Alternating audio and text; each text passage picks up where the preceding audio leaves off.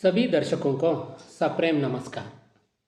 मैं कृष्णा एटी सरकारी high school जिन्नेनहಳ್ಳಿ चन्नरायपट्टण ताल्लूक से 10वीं कक्षा तृतीय भाषा हिंदी पुनर्मनन कार्यक्रम भाग 3। ಪ್ರೀತಿಯ ಮಕ್ಕಳೇ, ಈಗ ನಾವು 10ನೇ ತರಗತಿಯ ತೃತೀಯ ಭಾಷೆ ಹಿಂದಿ ವಿಷಯದ ಪ್ರಶ್ನೆ ಪತ್ರಿಕೆಯಲ್ಲಿ ನೀಡಲಾಗುವಂತಹ ದೋಹಾ ಭಾವಾರ್ಥ ಈ ಪ್ರಶ್ನೆಗೆ ಸಂಬಂಧಿಸಿದಂತೆ ಅಭ್ಯಾಸವನ್ನು ಮಾಡೋಣಂತೆ. ಈಗ ಭಾವಾರ್ಥದ ಪ್ರಾರಂಭಿಕ ಸಾಲುಗಳನ್ನು ನಾವು ನೋಡೋಣ. ದೋಹಾ ಭಾವಾರ್ಥಕ್ಕೆ ಸಾಮಾನ್ಯವಾಗಿ ನೀಡಲಾಗುತ್ತಿರುವಂತಹ ದೋಹೆ ಯಾವುದಪ್ಪ ಅಂತಂದರೆ ತುಳಸಿಕೆ ದೋಹೆ. ಈಗ ನಾವು ಭಾವಾರ್ಥದ ಪ್ರಾರಂಭಿಕ ಸಾಲುಗಳು ಏನಾಗಿರಬೇಕು ಅನ್ನೋದನ್ನು ನೋಡೋಣ ಮಕ್ಕಳೇ. ಇಸ್ ದೋಹೆ ಭಾಗಕ್ಕೋ, ಈ ದ್ವಿಪದಿ ಭಾಗವನ್ನು ತುಳಸಿ ಕೆ ದೋಹೆ ಕವಿತಾ ಸೆ, ತುಳಸಿ ಕೆ ದೋಹೆ ಕವಿತೆಯಿಂದ ಲಿಯಾ ಗಯಾ ಹೈ, ತೆಗೆದುಕೊಳ್ಳಲಾಗಿದೆ. ಇಸ್ಕೆ ರಚನಾಕಾರ್, ಇದನ್ನು ಬರೆದವರು ತುಳಸಿದಾಸ್ ಜಿ ಹೈ, ತುಳಸಿದಾಸರು. ತುಳಸಿದಾಸ್ ರಾಮಭಕ್ತ ಕವಿ ಥೆ, ತುಳಸಿದಾಸರು ರಾಮಭಕ್ತ ಕವಿಯಾಗಿದ್ದರು. ಪ್ರಸ್ತುತ ದ್ವಿಪದಿಯಲ್ಲಿ ತುಳಸಿದಾಸ್ ಜಿ ಕಹತೆ ಹೈ, ತುಳಸಿದಾಸರು ಹೇಳ್ತಾರೆ. ಕನ್ನಡದಲ್ಲಿ ಕೂಡ ರೈಟ್ ಸೈಡಲ್ಲಿ ಮೀನಿಂಗ್ಗಳಿದೆ, ಅದನ್ನು ನೀವು ಅಭ್ಯಾಸ ಮಾಡ್ಕೋಬೋದು. ಮತ್ತೊಮ್ಮೆ ಈ ಪ್ರಾರಂಭಿಕ ಸಾಲುಗಳನ್ನು ಅಭ್ಯಾಸ ಮಾಡೋಣ ಮಕ್ಕಳೇ. ಇಸ್ ದೋಹೆ ಭಾಗಕ್ಕೋ ತುಳಸಿ ಕೆ ದೋಹೆ ಕವಿತಾ ಸೆ लिया गया है. इसके रचनाकार तुलसीदास जी हैं, तुलसीदास राम भक्त कवि थे. प्रस्तुत दोहे में तुलसीदास जी कहते हैं. ಈಗ ನಾವು ದೋಹೆ ಭಾವಾರ್ಥವನ್ನು ನೋಡೋಣ ಮಕ್ಕಳ. ಮುಖಿಯಾ ಮುಖಸೋ ಚಾಹಿಯೇ, ಖಾನ್ ಪಾನ್ ಕೋ ಏಕ್, ಪಾಲೈ ಪೋಸೈ ಸಕಲ ಅಂಗ್, ತುಳಸಿ ಸಹಿತ ವಿವೇಕ್. ಭಾವಾರ್ಥದ ಪ್ರಾರಂಭಿಕ ಸಾಲುಗಳನ್ನು ಈಗಾಗಲೇ ನಾವು ಅಭ್ಯಾಸ ಮಾಡಿದ್ದೀವಿ ಮಕ್ಕಳ. ಅದನ್ನು ನಾವು ಪ್ರಾರಂಭದಲ್ಲಿ ಬರಿಬೇಕಾಗುತ್ತೆ. ಇಸ್ ದೋಹೆ ಭಾಗಕ್ಕೋ ತುಳಸಿ ಕೆ ದೋಹೆ ಕವಿತಾ ಸೆ लिया गया है. इसके रचनाकार तुलसीदास जी हैं, तुलसीदास राम भक्त कवि थे. प्रस्तुत दोहे में तुलसीदास जी कहते हैं. मुखिया को मुख के समान होना चाहिए. मुँह खाने पीने का काम अकेला करता है, लेकिन वह शरीर के सारे अंगों का पालन पोषण करता है. मुखिया भी काम अपनी तरफ से करे, लेकिन उसका फल सभी को बांटे. ಈ ಭಾವಾರ್ಥದ ಶಬ್ದಗಳ ಅರ್ಥವನ್ನು ಕನ್ನಡದಲ್ಲಿ ನೀಡಲಾಗಿದೆ ಮಕ್ಕಳ, ನೀವು ಬಳಸ್ಕೋಬೋದು. ಈಗ ನಾವು ಅರ್ಥವನ್ನು ನೋಡೋಣಂತೆ. ಮುಖಿಯಾಕೋ ಮುಖಕ್ಕೆ ಸಮಾನ ಹೋನಾ ಚಾಹಿಯೇ, ಒಬ್ಬ ಮುಖಂಡನಾದವನು ಬಾಯಿಯ ರೀತಿಯಲ್ಲಿ ಇರಬೇಕಾಗತ್ತೆ. ಮುಹ ಖಾನೆ ಪೀನೆ ಕಾ ಕಾಮ್ ಅಕೇಲಾ ಕರ್ತಾ ಹೈ, ಬಾಯಿಯು ತಿಂದು ಕುಡಿಯುವಂತಹ ಕೆಲಸವನ್ನು ಒಬ್ಬೊಂಟಿಯಾಗಿ ಮಾಡುತ್ತೆ. ಲೇಕಿನ್ ಆದರೆ ವಹ್ ಅದು ಶರೀರಕ್ಕೆ ಸಾರೆ ಅಂಗೋಂಕ, ಶರೀರದ ಎಲ್ಲ ಅಂಗಗಳನ್ನು ಪಾಲನ್ ಪೋಷಣ್ ಕರ್ತಾ ಹೈ, ಪಾಲನೆ ಮತ್ತು ಪೋಷಣೆಯನ್ನು ಮಾಡುತ್ತೆ. ಮುಖಿಯಾ ಭಿ, ಮುಖಂಡನು ಕೂಡ ಕಾಮ್ ಅಪ್ನಿ ತರಫ್ ಸೆ ಕರೆ, ಕೆಲಸವನ್ನು ತನ್ನ ಕಡೆಯಿಂದ ಮಾಡಬೇಕು. ಲೇಕಿನ್ ಆದರೆ ಉಸ್ಕಾ ಫಲ್, ಅದರ ಪ್ರತಿಫಲವನ್ನು ಸಭೀ ಕೋ ಬಾಂಟೆ, ಪ್ರತಿಯೊಬ್ಬರಿಗೂ ಹಂಚಬೇಕು. ಮುಂದಿನ ದೋಹಾ ಭಾವಾರ್ಥಕ್ಕೆ ಹೋಗೋಣ. ಜಡ ಚೇತನ ಗುಣದೋಷಮಯ ವಿಶ್ವಕೀನ್ಹ ಕರ್ತಾರ್, ಸಂತ ಹಂಸ ಗುಣ ಗಹಹಿ ಪೈ ಪರಿಹರಿ ವಾರಿ ವಿಕಾರ. ದೋಹಾ ಭಾವಾರ್ಥದ ಪ್ರಾರಂಭಿಕ ಸಾಲುಗಳು ನಿಮಗೆ ಗೊತ್ತಿದೆ. ಇಸ್ ದೋಹೆ ಭಾಗಕ್ಕೋ ತುಳಸಿ ಕೆ ದೋಹೆ ಕವಿತಾ ಸೆ लिया गया है. इसके रचनाकार तुलसीदास जी हैं, तुलसीदास राम भक्त कवि थे.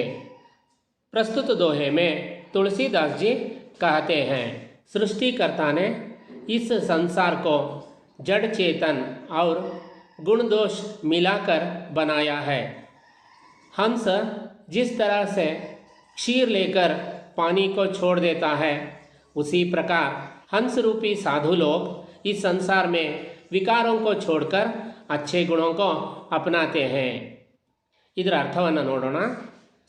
ಸೃಷ್ಟಿಕರ್ತಾನೆ, ಸೃಷ್ಟಿಕರ್ತನು, ಇಸ್ ಸಂಸಾರಕ್ಕೋ, ಈ ಪ್ರಪಂಚವನ್ನು, ಜಡ ಚೇತನ, ನಿರ್ಜೀವ ಸಜೀವ, ಔರ್ ಗುಣದೋಷ್ ಮಿಲಾಕರ್, ಒಳ್ಳೆಯ ಗುಣಗಳು ಹಾಗೂ ಕೆಟ್ಟ ಗುಣಗಳನ್ನು ಬೆರೆಸಿ ಬನಾಯಾ ಹೈ, ಮಾಡಿದ್ದಾನೆ.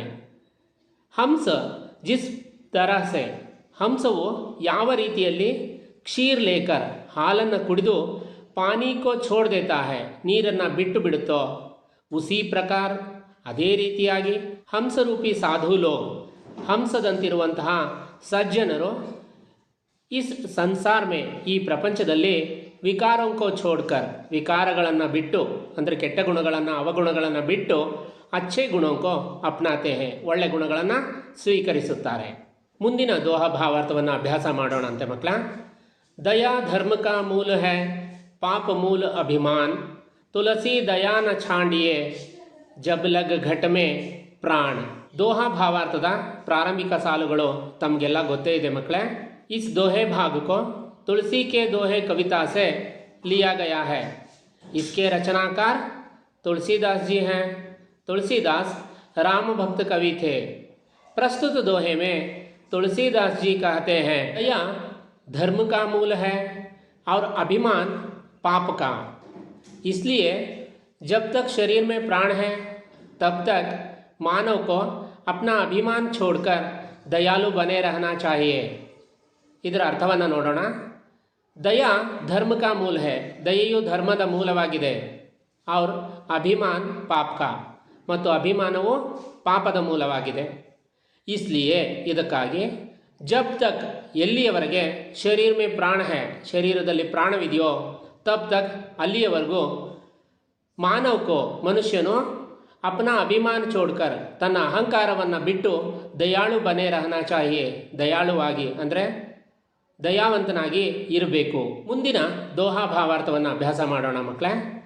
ತುಳಸಿ ಸಾಥಿ ವಿಪತ್ತಿ ಕೆ ವಿದ್ಯಾ ವಿನಯ ವಿವೇಕ ಸಾಹಸ ಸುಕೃತಿ ಸುಸತ್ಯ ವ್ರತ ರಾಮ ಭರೋಸೋ ಏಕ್. ದೋಹಾ ಭಾವಾರ್ಥದ ಪ್ರಾರಂಭಿಕ ಸಾಲುಗಳು ಈಗ ನೀವೇ ಹೇಳಿ ಮಕ್ಕಳೇ. ಗುಡ್, ಸರಿಯಾಗಿ ಅಭ್ಯಾಸ ಮಾಡಿದ್ದೀರಿ. इस दोहे भाग को तुलसी के दोहे कविता से लिया गया है. इसके रचनाकार तुलसीदास जी हैं. तुलसीदास राम भक्त कवि थे. प्रस्तुत दोहे में तुलसीदास जी कहते हैं मनुष्य पर जब विपत्ति पड़ती है तब विद्या विनय तथा विवेक ही उसका साथ निभाते हैं. जो राम पर भरोसा करता है वह साहसी सत्यव्रती और सुकृतवान बनता है. ಈಗ ನಾವು ಇದರ ಅರ್ಥವನ್ನು ಅಭ್ಯಾಸ ಮಾಡೋಣ. ಮನುಷ್ಯನ ಮೇಲೆ ಜಬ್ ವಿಪತ್ತಿ ಪಡ್ತಿ ಹೈ ಯಾವಾಗ ಸಂಕಟ ಅನ್ನೋದು ಬರುತ್ತೋ ತಬ್ ಆಗ ವಿದ್ಯಾ ವಿನಯ್ ತಥಾ ವಿವೇಕ್ ಈ ವಿದ್ಯೆ ಎಂಬುದು ವಿನಯ ಗುಣವು ಹಾಗೆ ವಿವೇಕಯುತ ಆಲೋಚನೆಯು ಉಸ್ಕಾ ಸಾಥ್ ನಿಭಾತೆ ಹೈ ಅವನ ಜೊತೆಗೆ ನಿಲ್ಲುತ್ತವೆ. ಜೋ ರಾಮ್ ಪರ್ ಭರೋಸಾ ಕರ್ತಾ ಹೈ ಯಾರು ಶ್ರೀರಾಮನ ಮೇಲೆ ನಂಬಿಕೆಯನ್ನು ಇಟ್ಟಿರ್ತಾರೋ ವಹ ಸಾಹಸಿ ಅವನು ಸಾಹಸಿಯಾಗಿರ್ತಾನೆ, ಸತ್ಯವ್ರತಿಯಾಗಿರ್ತಾನೆ, ಸುಕೃತವಾನ್ ಬಂತಾ ಹೈ ಅಂದರೆ ಒಳ್ಳೆಯ ಕೆಲಸವನ್ನು ಮಾಡುವಂಥವನಾಗಿರ್ತಾನೆ. ಈಗ ಮುಂದಿನ ದೋಹೆಯ ಅಭ್ಯಾಸವನ್ನು ಮಾಡೋಣ. ರಾಮ ನಾಮ ಮಣಿ ದೀಪ ಧರು ಜೀಹ ದೇಹರಿ ದ್ವಾರ್ ತುಳಸಿ ಭೀತರ ಬಾಹಿರವ್ ಜೋ ಚಾಹಸಿ ಉಜಿಯಾ. ಹೇಳ್ತೀರಾ ಈಗ ಪ್ರಾರಂಭಿಕ ಸಾಲುಗಳನ್ನು? गुड। इस दोहे भाग को तुलसी के दोहे कविता से लिया गया है। इसके रचनाकार तुलसीदास जी हैं। तुलसीदास राम भक्त कवि थे। प्रस्तुत दोहे में तुलसीदास जी कहते हैं, वेरी गुड मकला, जिस तरह देहरी पर दिया रखने से घर के भीतर तथा आंगन में प्रकाश फैलता है, उसी तरह राम नाम जपने से मानव की आंतरिक और ಬಾಹ್ಯ ಶುದ್ಧಿ ಹೋತಿ ಹೈ. ಇದರ ಅರ್ಥ, ಯಾವ ರೀತಿಯಲ್ಲಿ ದೇಹರಿ ಪರ್ ಹೊಸ್ತಿಲಿನ ಮೇಲೆ ದಿಯಾ ರಖನೆ ಸೆ ದೀಪವನ್ನು ಇಡುವುದರಿಂದ ಘರ್ ಕೆ ಭೀತರ್ ಮನೆಯ ಒಳಗೆ ತಥಾ ಹಾಗೂ ಆಂಗನ್ ಮೇ ಅಂಗಳದಲ್ಲಿ ಪ್ರಕಾಶ್ ಫೈಲ್ತಾ ಹೈ ಬೆಳಕು ಹರಡುತ್ತದೆ. ಉಸಿ ತರ ಅದೇ ರೀತಿಯಲ್ಲಿ ರಾಮ್ ನಾಮ್ ಜಪನೆ ಸೆ ರಾಮನಾಮವನ್ನು ಜಪಿಸುವುದರಿಂದ ಮಾನವ್ ಕಿ ಆಂತರಿಕ और ಬಾಹ್ಯ ಶುದ್ಧಿ ಹೋತಿ ಹೈ, ಮನುಷ್ಯನ ಆಂತರಿಕ ಮತ್ತು ಬಾಹ್ಯ ಶುದ್ಧಿ ಆಗುತ್ತೆ ಅಂತ. ಧನ್ಯವಾದಗಳು ಮಕ್ಕಳೇ.